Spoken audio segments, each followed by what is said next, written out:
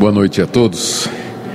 Queremos saudar também aqueles que estão nos acompanhando pelo Facebook, dar a nossa boa noite a todos vocês e convidá-los para abrir a palavra de Deus na segunda carta de Paulo aos Coríntios, capítulo 1. Nós vamos do verso 12 até o capítulo 2, verso 4. É uma porção um pouco mais longa, mas que ela forma uma unidade e nós não queremos quebrar esse bloco. E o assunto de Paulo aqui é um assunto que parece pouco espiritual, nada teológico. Paulo está simplesmente explicando por que é que ele mudou de planos.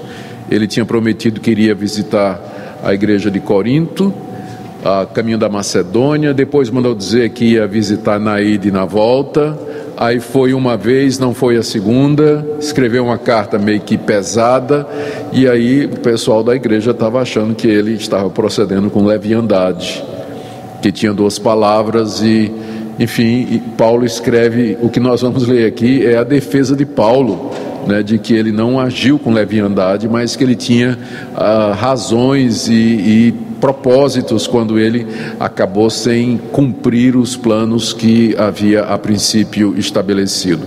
Quando eu estava estudando essa parte aqui, né, eu fiquei pensando, né, puxa vida, né, a gente costuma ler Paulo, a carta como aos Romanos, por exemplo, que cada linha está tratando de um tema teológico assim, profundo e tudo mais. De repente a gente cai em 2 aos Coríntios, onde ele está se justificando porque é que não fez uma visita, não é? E mesmo assim, Paulo, apesar de ser uma coisa que parece trivial, não é, pouco espiritual, uma coisa assim do dia a dia, ainda assim Paulo, ele não consegue dar essas explicações sem tocar na questão teológica. Então acaba sendo também sendo uma fonte de muitas lições preciosas para nós, práticas e teológicas, e eu espero que o estudo nessa noite contribua para isso. Vamos ler então do verso 12 até o capítulo 2, verso 4. A nossa glória é essa, o testemunho da nossa consciência, de que com santidade e sinceridade de Deus, não com sabedoria humana, mas na graça divina, temos vivido no mundo, e mais especialmente para convosco. Porque nenhuma outra coisa vos escrevemos além das que ledes e bem compreendeis, e espero que o compreendereis de todo. Como também já em parte nos compreendestes, que somos a vossa glória, como igualmente sois a nossa no dia de Jesus nosso Senhor. Com essa confiança resolvi primeiro encontrar-me convosco, para que tivesseis um segundo benefício, e por vosso intermédio passar a Macedônia, e da Macedônia voltar a encontrar-me convosco e ser encaminhado por vós para a Judéia. Ora, determinando isso, terei porventura agido com leviandade? Ou ao deliberar, acaso delibero segundo a carne, de sorte que haja em mim simultaneamente o sim e o não? Antes, como Deus é fiel, a nossa palavra para convosco não é sim e não. Porque o Filho de Deus, Cristo Jesus, que foi por nosso intermédio anunciado entre vós, isto é, por mim, Silvano e Timóteo, não foi sim e não, mas sempre nele houve o sim. Porque quantas são as promessas de Deus, tantas tem nele o sim. Porquanto também por ele é o amém para a glória de Deus por nosso intermédio. Mas aquele que nos confirma convosco em Cristo e nos ungiu é Deus, que também nos selou e deu o penhor do Espírito em nosso coração. Eu, porém, por minha vida, tomo a Deus por testemunha de que, para vos poupar, não tornei ainda a Corinto. Não que tenhamos domínio sobre a vossa fé, mas porque somos cooperadores de vossa alegria, porquanto pela fé já estáis firmados. Isso deliberei por mim mesmo, não voltar a encontrar-me convosco em tristeza. Porque se eu vos entristeço, quem me alegrará, senão aquele que está entristecido por mim mesmo? Isso escrevi para que, quando for, não tenha tristeza da parte daqueles que deveriam alegrar-me, confiando em todos vós de que a minha alegria é também a vossa. Porque no meio de muitos sofrimentos e angústias de coração vos escrevi com muitas lágrimas, não para que ficasseis entristecidos, mas para que conhecesseis o amor que vos consagro em grande medida. Essa é a passagem e o contexto dela eu já coloquei para vocês. Resumindo, na mensagem anterior, nós vimos como Paulo explicou à igreja de Corinto a razão dos seus sofrimentos, que estavam sendo usados como desculpa pelos seus inimigos para dizer que Paulo não era um homem de Deus. Como é que um homem de Deus apanha em todo lugar, é rejeitado pelos seus compatriotas, é preso em cada cidade, é expulso na base de pedrada? Como é que essa pessoa pode ser de Deus? Paulo então explica que os sofrimentos que ele passa por conta do Evangelho são usados por Deus para moldá-lo e fazer dele um instrumento para abençoar outras pessoas. Foi isso que nós vimos na última mensagem.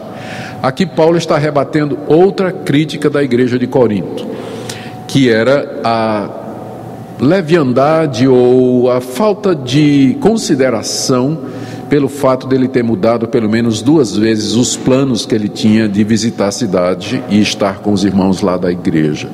E Paulo responde aqui, em primeiro lugar, fazendo uma declaração geral da sua integridade. Ele não é um homem de 2 palavras, ele não é uma pessoa que é leviana nas suas decisões, e ele pode apelar para o seu testemunho. Especialmente os coríntios eram testemunhas da integridade do apóstolo Paulo durante o tempo que ele esteve lá.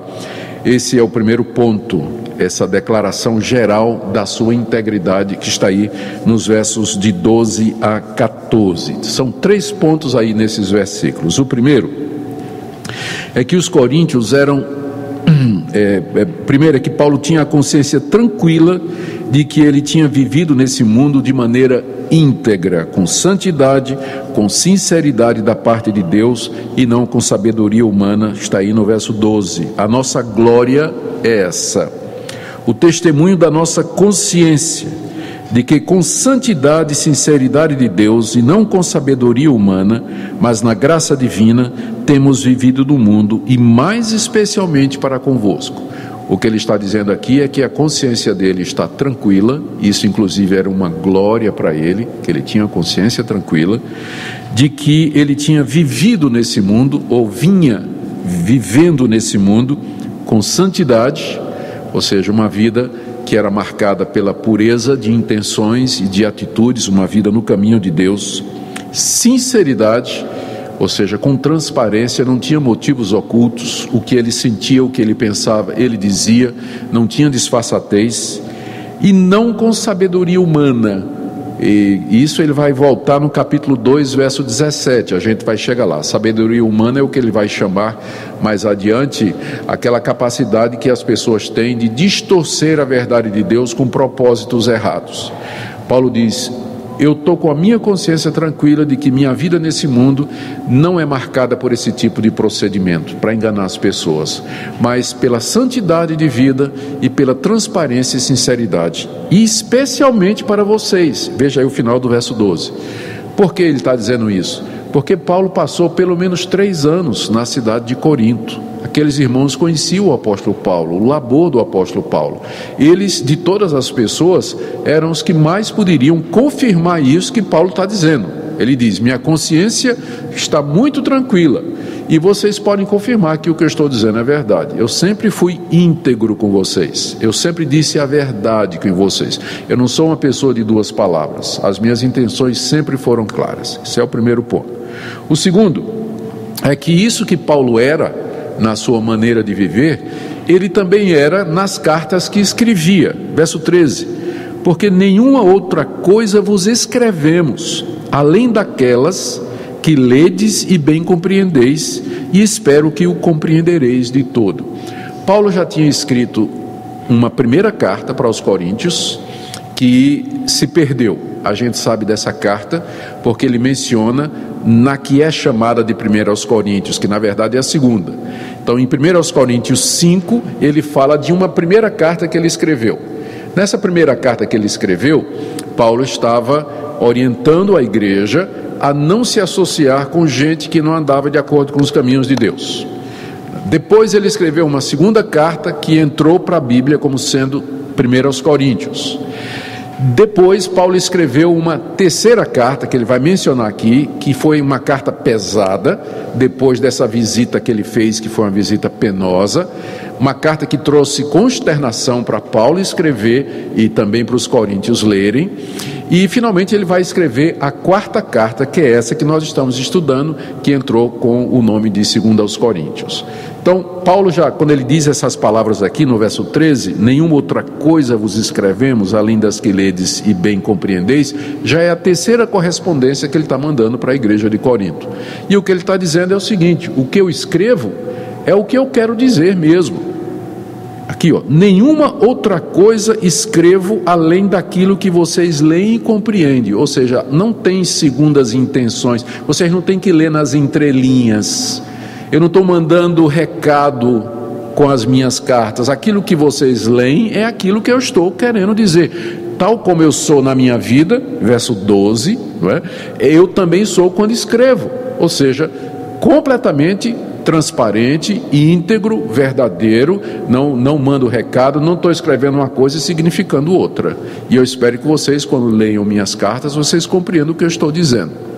Então esse é o segundo ponto de Paulo. Veja, ele está primeiro querendo provar ou demonstrar a integridade dele, que ele não é uma pessoa de duas palavras, ele não é falso com as pessoas, que ele é completamente transparente, que seus motivos são corretos. Ele apela para a consciência, para o testemunho dos coríntios, e agora diz: as minhas cartas é do mesmo jeito, o que você lê é o que eu penso.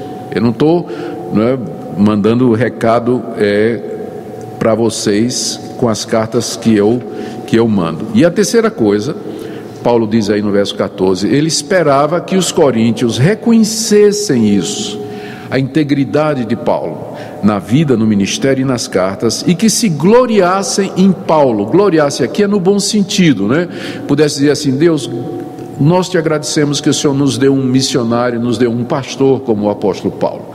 Veja como é que Paulo argumenta no verso 14. Ele diz assim: como também já em parte nos compreendestes. Ele tinha dito no verso 13: espero que vocês compreendam as coisas que eu escrevo. Aqui no verso 14 ele diz: como também já em parte vocês me compreenderam, já entenderam como eu sou, que somos a vossa glória. Quando ele diz isso, né, que ele diz nós somos a vossa glória, ele está falando dele, né? Vocês já compreenderam que eu sou o motivo de glória para vocês. E em vez de vocês ficarem pensando outras coisas de mim, na realidade, vocês deveriam estar agradecendo a Deus, porque Deus deu a vocês a oportunidade de serem ministrados por mim. Paulo não está sendo nem um pouquinho vaidoso. A gente tem que lembrar que humildade não é você diminuir aquilo que você sabe que você é. Então, quando alguém chega, por exemplo, para você e diz assim: você é um excelente professor, e você sabe que você é, não é humildade você dizer assim: não, que nada, eu não sou nada disso. Não. Humildade não é você negar os seus dons, mas é você reconhecer os dons, mas saber que aquilo que você é, foi Deus que lhe deu. Então, é esse o caso de Paulo aqui, quando ele diz: eu sou a glória de vocês. Ele não está sendo vaidoso, ele está sendo humilde. Ele sabe que ele é a glória dos coríntios, mas é somente pela graça e pela misericórdia de Deus. Então, da próxima vez que você receber um elogio, aceite, né? Se o elogio é verdadeiro, você diga amém, obrigado, né? Mas só pela graça de Deus mesmo, né? Então, não é humildade você negar aquilo que o Espírito Santo tem feito na sua vida e tem capacitado a você. Então, por isso que Paulo diz aqui: vocês já compreenderam que eu sou a glória de vocês, quer dizer, o privilégio que vocês têm de me ter, né, como o pastor de vocês, o pregador de vocês e tudo mais. E aí ele diz, no final do verso 14: como igualmente vocês são a minha glória no dia de Jesus Cristo nosso Senhor. Ou seja, lá no dia quando Cristo voltar, no dia do juízo, quando todos comparecerem diante do Senhor Jesus, então Paulo dizendo: eu vou me gloriar em vocês, e vou dizer: eu me alegro com essa igreja, eu agradeço a Ti, Senhor Jesus, por essa igreja, por esse povo, né, que eu tive o privilégio de ministrar, de ser instrumento para a salvação. Então, o que Paulo está dizendo é assim: da mesma forma que no dia do juízo eu vou me gloriar de vocês, vocês então se gloriam de mim. Por quê? porque eu nunca tratei vocês de maneira errada. Aí volta ao ponto. Vocês sabem, eu me portei de maneira santa, de maneira íntegra, não com sabedoria humana, da forma como eu vivia, eu também escrevo, compreendam isso, e naquele dia, o dia do juízo, eu vou me gloriar em vocês, e vocês se gloriam em mim. Ou seja, aqui nessa parte, Paulo faz essa declaração geral da integridade dele, né? Da sinceridade dos motivos dele. Infelizmente, às vezes é necessário a gente fazer isso, porque às vezes os motivos, as intenções e os atos, especialmente dos líderes, eles são questionados. Eles são questionados por pessoas que não sabem todos os fatos, que não conhecem todas as coisas e que muito menos não conhecem a mente e o coração. E de fato, às vezes, algumas atitudes e algumas decisões que a liderança toma, elas podem parecer estranhas para quem está fora, para quem não sabe todos os motivos e todas as coisas. E por isso que às vezes é importante que o líder ou os líderes, eles venham à frente, como o Paulo está falando aqui, e ele se explique, né, e diga e manifeste a verdade para que as pessoas possam compreender. Algumas pessoas questionam, porque questionam mesmo, né, e está no direito de fazer isso. Em algumas há malícia, em outras não.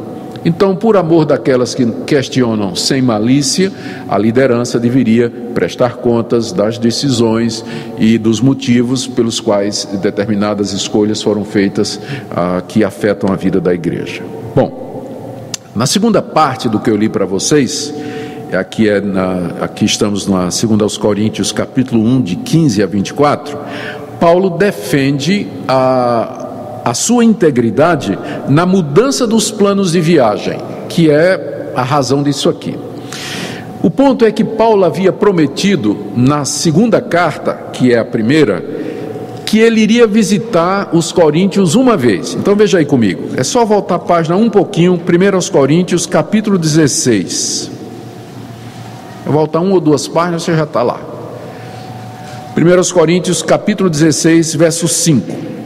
Paulo diz, ele tinha dito, irei ter convosco por ocasião da minha passagem pela Macedônia, porque devo percorrer a Macedônia. Lembrando que Corinto era a capital da província da Macedônia. Paulo tinha que passar por aquela região, ele disse, eu vou passar pela Macedônia, então eu vou pousar aí com vocês, na cidade de Corinto. E bem pode ser que convosco me demore, e minha visita não vai ser curta, ele está dizendo, né? Ou mesmo passe o inverno. Inverno era o quê? 3, 4 meses por aí? Talvez eu passe o inverno com vocês, para que me encaminheis nas viagens que eu tenho de fazer. Então ele diz, olha, meu plano é, eu vou para Macedônia, vou ficar aí com vocês uns 4 ou 5 meses, e depois vocês me encaminham nas viagens que eu tenho que fazer. Encaminhar seria apoiar financeiramente, em orações, moralmente, encorajar, não é, para que Paulo continuasse seu trabalho missionário. Verso 7, porque não quero agora ver-vos apenas de passagem, pois espero permanecer convosco algum tempo, se o Senhor permitir. Então, esse foi o plano inicial, né, que Paulo escreveu para eles, dizendo, olha, eu vou passar algum tempo com vocês, e daí vocês vão me mandar para os outros lugares que eu tenho que ir. Só o que aconteceu? Confiado no amor dos coríntios e na estima que Paulo pensava que os coríntios, a igreja, tinha por ele, ele mudou para fazer não uma visita, mas 2. O plano agora, depois de ter escrito isso, ele mandou dizer que na verdade ele ia passar por lá, ficar lá um tempo, ia mais para frente e na volta ia fazer outra visita. Ou seja, em vez de uma visita na ida, ele ia fazer 2 visitas, uma na ida e depois outra na volta, que é o que ele diz aqui nos versos 15 e 16. Com essa confiança, agora estou em 2 Coríntios, vamos agora para 2 aos Coríntios, né? Capítulo 1, agora versos 15 e 16. Foi com essa confiança, a confiança é o que ele disse no verso anterior, né? De que ele é a glória dos coríntios, pelo menos ele pensava que era, né? Então, com essa confiança de que vocês se gloriam em mim, que vocês têm prazer e alegria em mim, eu resolvi ir primeiro encontrar-me convosco para que tivesses um segundo benefício. Ou seja, em vez de uma vez, Um segundo benefício: e por vosso intermédio passar a Macedônia, e da Macedônia voltar a encontrar-me convosco. Está vendo o plano aqui, como mudou? Não é? Eu primeiro vou para vocês, e depois na volta me encontro de novo com vocês, porque eu quero que vocês tenham dois benefícios, né? O primeiro, quando eu estiver aí, que vocês vão desfrutar da minha presença, e Paulo era confiado, né? E na volta, né, que vocês vão desfrutar da minha presença uma segunda vez, porque afinal eu sou a glória de vocês e vocês são a minha, né? Então ele está confiado que os coríntios iriam receber bem aquele plano, e ele mandou avisar, né? E o que é que aconteceu? No final, ele acabou não voltando lá a segunda vez. O que é que aconteceu? Ele foi a primeira vez, e essa visita que ele fez foi uma visita extremamente penosa. Havia críticas na igreja, ele deve ter sido mal recebido, o ambiente deve ter ficado tenso, e aquele clima de bom relacionamento entre pastor e igreja foi por água abaixo.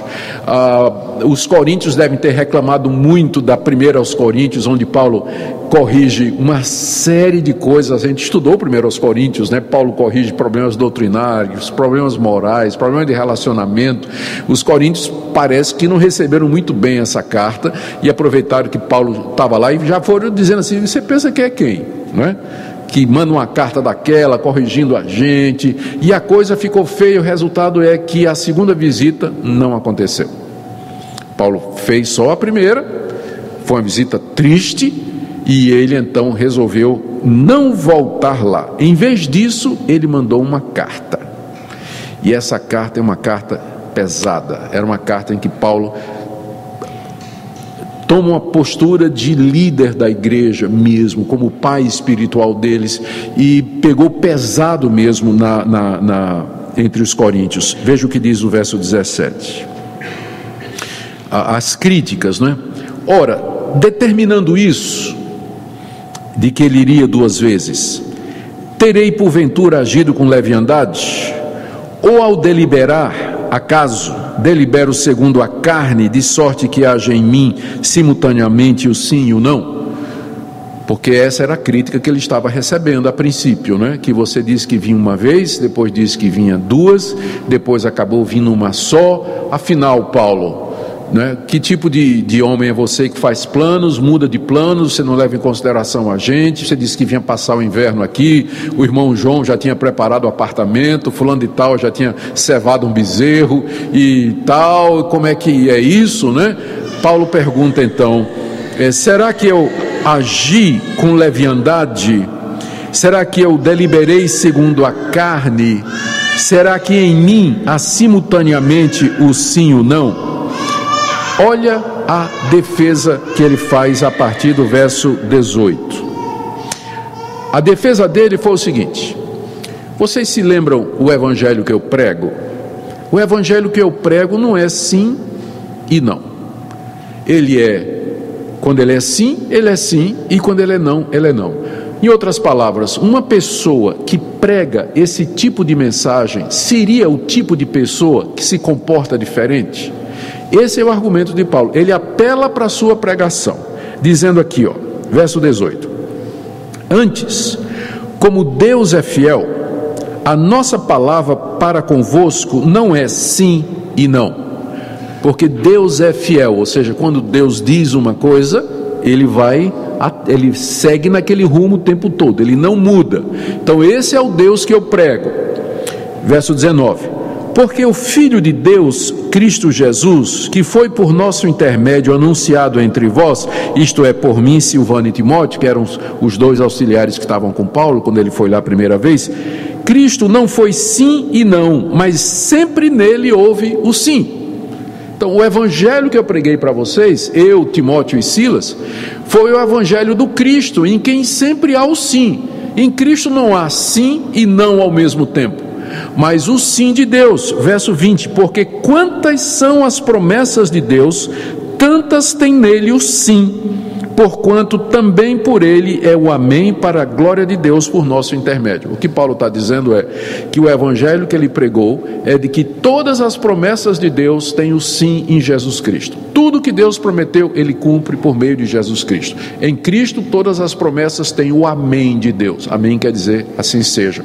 Ora, se essa é a minha mensagem, se esse é o evangelho que eu preguei, vocês acham que eu me comporto de forma diferente, como se em mim estivesse o sim e o não ao mesmo tempo? Eu sou um homem de uma só palavra. Se eu mudei, é porque houve uma razão, houve um propósito. Não foi com leviandade que essas coisas aconteceram.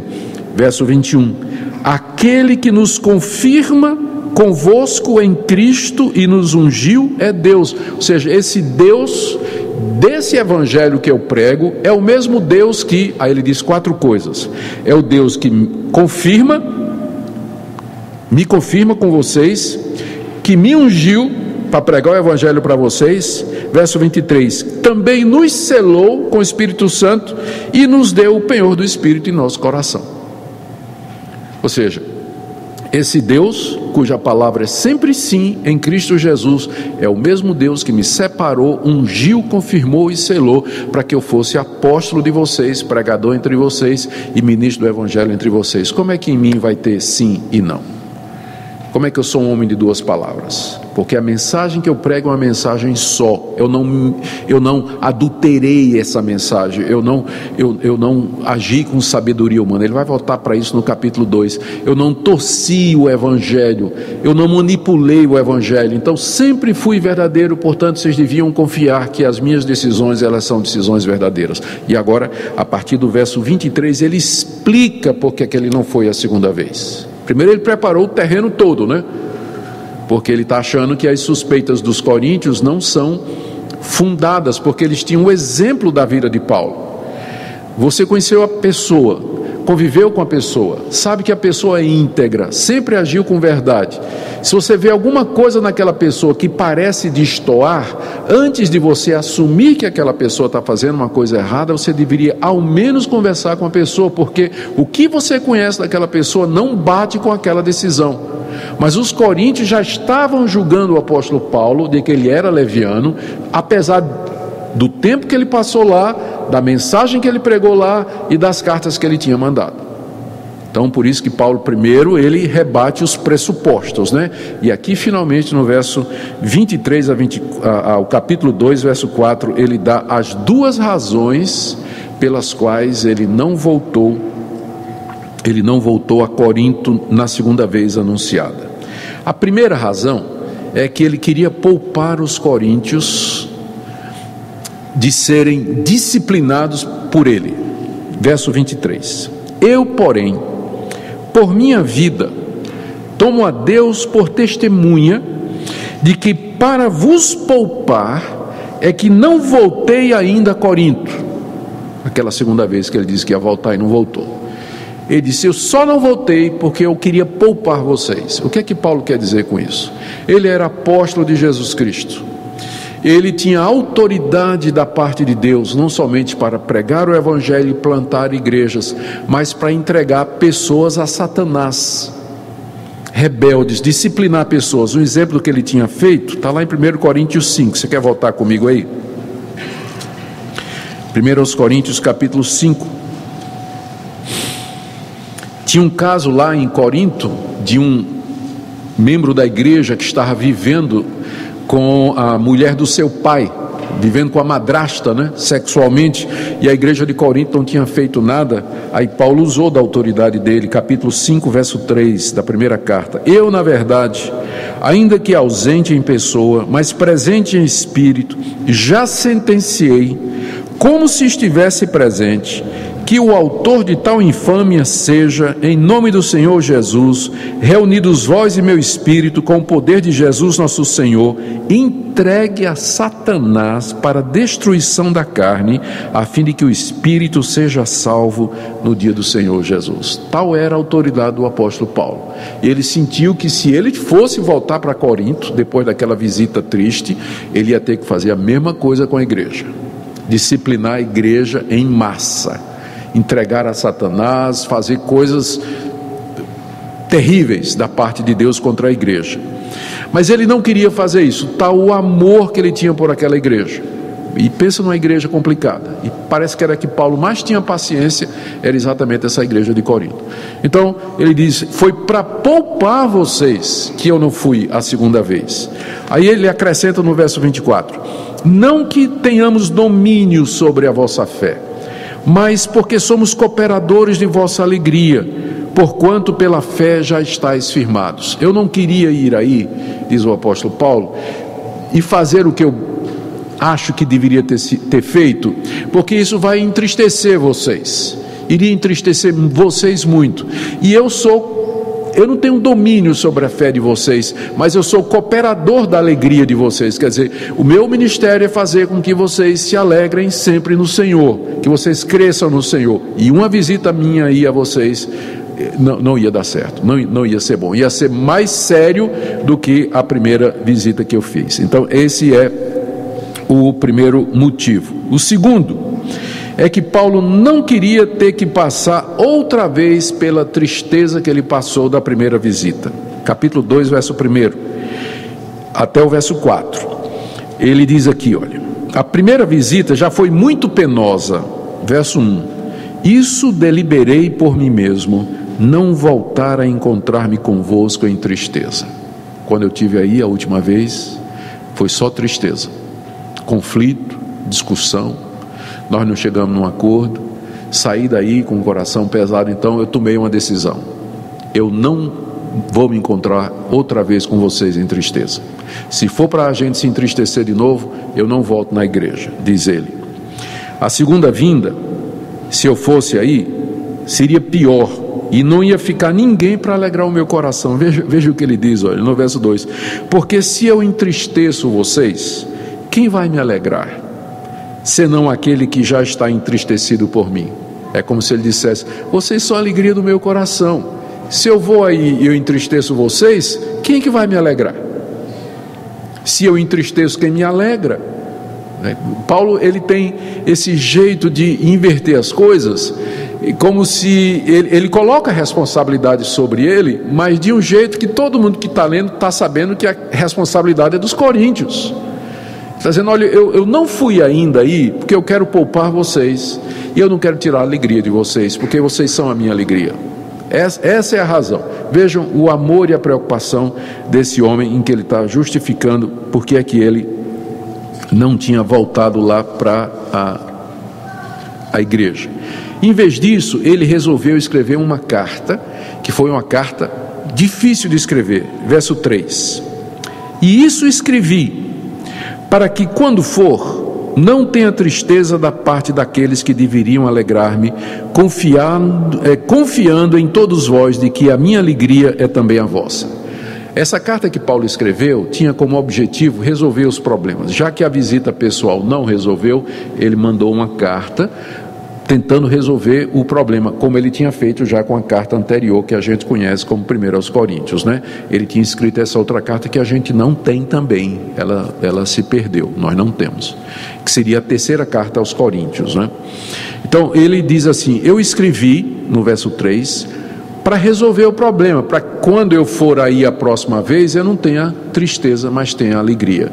E olha o que ele diz no verso 4: porque no meio de muitos sofrimentos e angústia de coração vos escrevi, com muitas lágrimas, não para que ficasseis entristecidos, mas para que conhecesseis o amor que vos consagro em grande medida.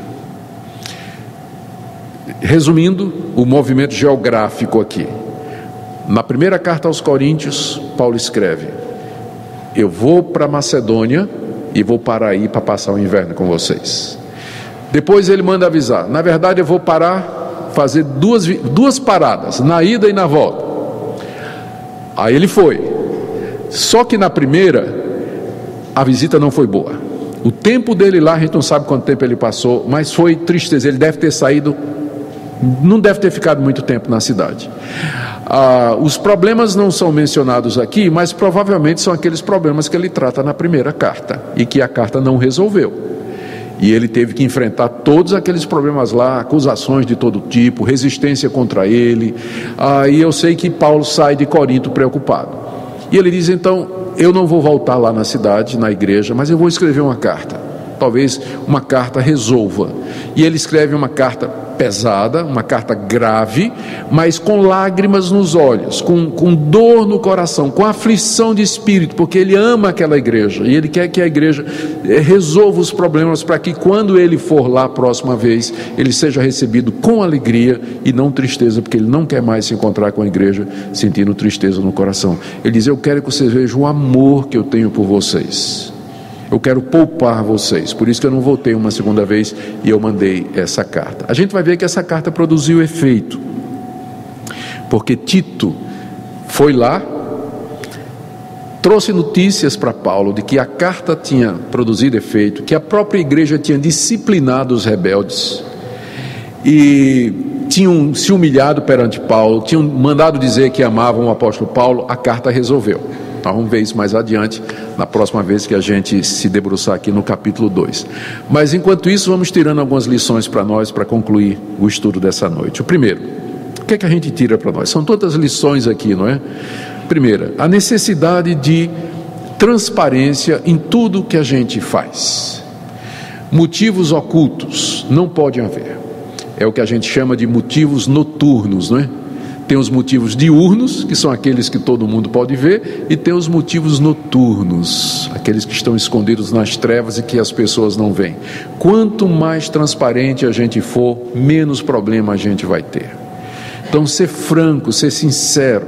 Às vezes para o brasileiro é difícil a gente abrir o coração e dizer a real intenção. Às vezes as pessoas chegam para nós e dizem assim: você está com raiva de mim? Não, eu? Imagine. E a gente está. Não, gente, não é nada não, é bobagem, não liga para isso não, né? Tal, em vez de dizer: eu estou, meu irmão, eu não gostei daquela situação, aquelas palavras, vamos conversar sobre isso, vamos colocar nossa vida em ordem. Então, a importância de transparência. Veja o esforço que Paulo está fazendo aqui para colocar aquele mal entendido em ordem, essa é a primeira lição. Segunda, líderes sempre serão mal compreendidos nas decisões que eles tomam, especialmente se as pessoas já estão indispostas contra eles. É o caso de Paulo. Ele tinha resolvido ir 2 vezes, acabou indo uma só, mas ele tinha motivo. O motivo era o amor que ele sentia para a igreja. Ele sentia que se fosse uma segunda vez, a situação ia piorar ainda mais, o caldo ia entornar. Então ele optou por escrever uma carta. Foi criticado como sendo leviano, diz que vai e não vai. A palavra dele uma hora é sim, outra vez é não.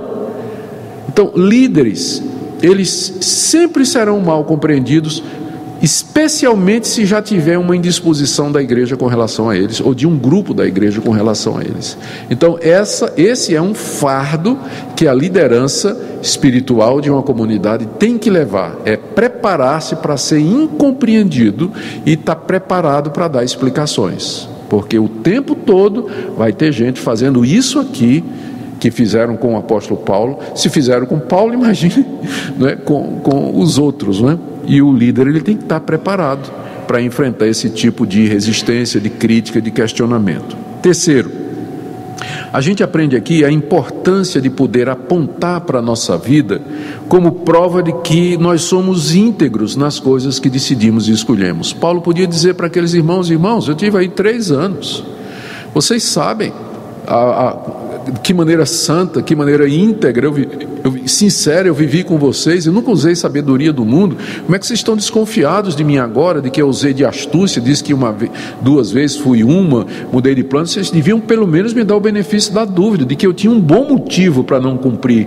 aquele plano que foi inicialmente estabelecido. E o último ponto aqui que eu queria destacar: a necessidade da gente ir até o fim para acertar as coisas erradas. A gente não, mesmo que cause muita dor e muito conflito, enquanto houver possibilidade de resolver um mal entendido, de reatar um relacionamento, de restaurar a comunhão, a gente deve tomar esse passo, ainda que cause muita dor. Você vê aqui as indas e vindas de Paulo, no relacionamento dele com a igreja de Corinto. É carta, é visita, é explicação. Ele podia simplesmente, entregar a igreja inteira ao diabo e plantar outra igreja em outro lugar. Mas ele insistiu no relacionamento com aquela igreja. Eu acho que fica uma lição para nós de resiliência, de perseverança, que pode ser aplicado no casamento, nas relações na igreja, nas relações de trabalho, enfim, em quantas áreas da vida onde haja conflitos, esse princípio permanece, de que o quanto estiver em vós, tende paz com todos os homens. Que é isso que o próprio Paulo vai dizer na carta aos Romanos, capítulo 12. Da próxima vez nós vamos ver então, aqui do capítulo 2, de 5 em diante, os efeitos que a carta teve na igreja de Corinto. E nós vamos ter, mais uma vez, lições práticas e muita coisa para aprender com esse homem extraordinário que é o apóstolo Paulo. Amém? Vamos orar? Ó Deus, nós nos sentimos tão pequenos diante da grandeza desse homem, mas não ele, a tua graça com ele. E como ele amava aquele povo difícil, povo rebelde, questionador, nós pedimos, ó Deus, que o Senhor nos ajude a amar as pessoas, porque nós te amamos, a amar a tua igreja, amar o teu povo, a não desanimar, a não perder o ânimo em momento nenhum, mas perseverar, lembrando que tu és o nosso Deus, que tu cuidas de nós e que tu abençoas todo o esforço no sentido da reconciliação. Eu oro pelos que estão aqui presentes nessa noite, por aqueles que nos seguem através da internet. Dá-nos da tua graça, derrama sobre nós o teu Espírito Santo, em nome de Jesus. Amém.